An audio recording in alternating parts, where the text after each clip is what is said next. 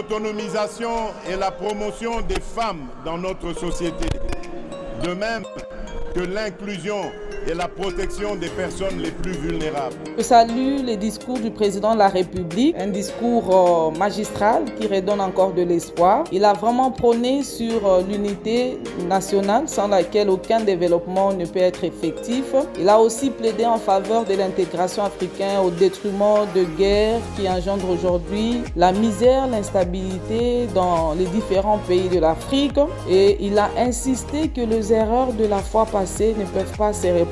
Je pense que c'est la promesse du chef de l'État et donc le Kasaï central attend beaucoup de ce deuxième mandat puisque les défis à relever sont vraiment nombreux. Il y a par exemple le désenclavement de la province, l'accès à l'eau potable, à l'électricité, mais un petit conseil aux Kasaïens qui seront aux côtés du président, qui seront nommés à des postes de prise de décision, de prendre conscience et de profiter de ces deuxièmes mandats pour faire développer et avancer le progrès de notre province. Mais en tant qu'activiste de droits de l'homme en général, avec un accent particulier aux droits de la femme, voici mes quelques recommandations au président de la République parce qu'il n'a pas ressorti clairement la situation de la femme.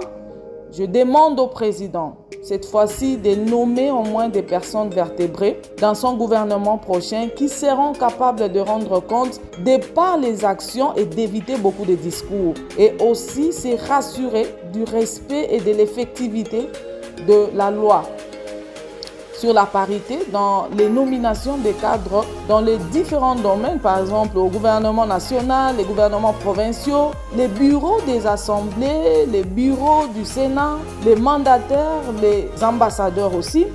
Et aussi se référer toujours aux femmes compétentes pour laver un peu l'image de la femme congolaise. Et enfin, je voulais demander vraiment au président de la République de rendre contraignantes les dispositions réglementaires en votant par exemple de mesures d'accompagnement pour la représentation égalitaire des femmes et des hommes à des instances de prise de décision. C'est vrai, cette recommandation, c'est à l'Assemblée aussi nationale, les assemblées provinciales, ainsi qu'au président de la République qui est champion à masculinité positive. L'autonomisation et la promotion des femmes dans notre société, de même que l'inclusion et la protection des personnes les plus vulnérables.